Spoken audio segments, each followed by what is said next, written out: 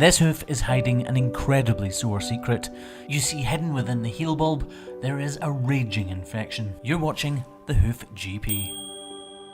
From this angle, it's plain for us all to see. The fluid emerging from her heel bulb is a telltale sign that there is a very serious infection raging within that outer claw. Picking up the grinder, I know that this may aggravate her slightly. Working on a foot like this is always going to cause a bit of discomfort. Within the hoof capsule itself, the tissue is hugely inflamed, so even touching it is going to be uncomfortable.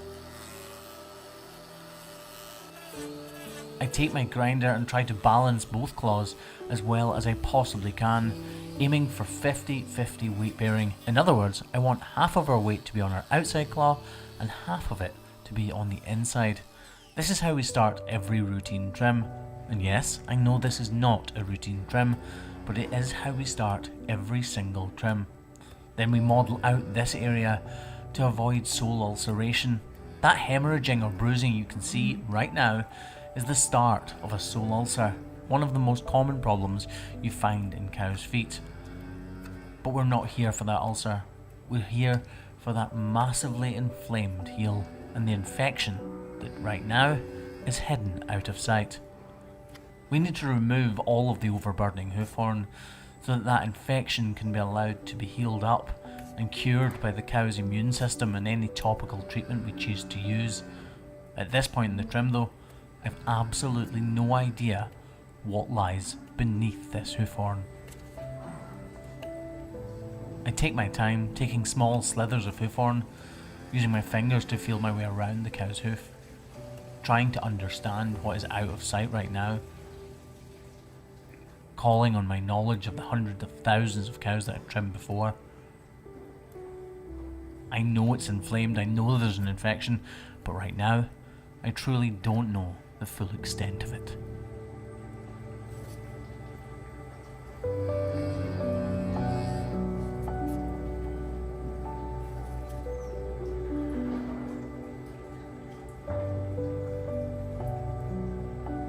This periople horn, the hoof horn you find at the heel of a cow's hoof, is there for suspension.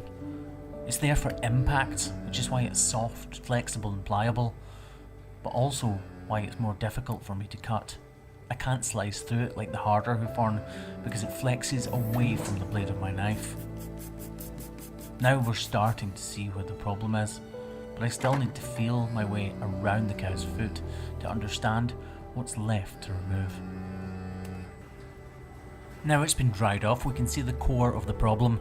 This is the heart of the infection, a heel ulcer, which has burst out, become infected, and caused digital dermatitis to be allowed into the hoof capsule itself, so that whole area is now being ravaged by infection.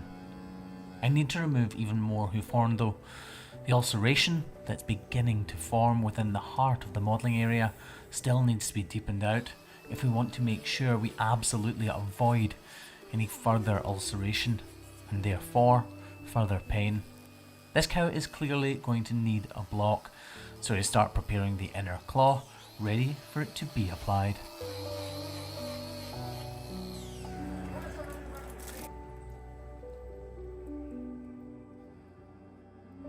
I still have work to do in the hoof, but the glue also needs time to cure.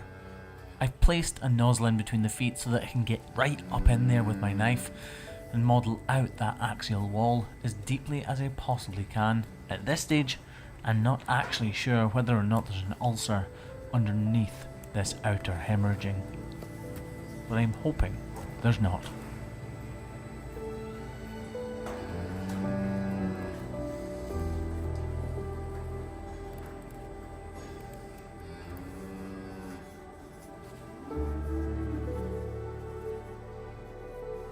With every swipe of the knife, I'm half expecting this bruising to disappear, to dissipate and come to nothing, but it just simply doesn't seem to be doing that, and I'm starting to worry that that infection isn't her only true problem.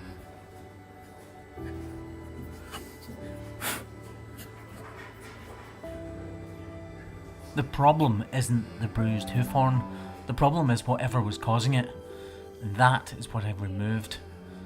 An abundance of hoof horn and too much weight being on that area is what caused this heel ulcer and this sole ulceration to form. I've removed that excess hoof horn and I've transferred all of the weight onto that block, so that sore outer claw will not materialise any further into an ulcer.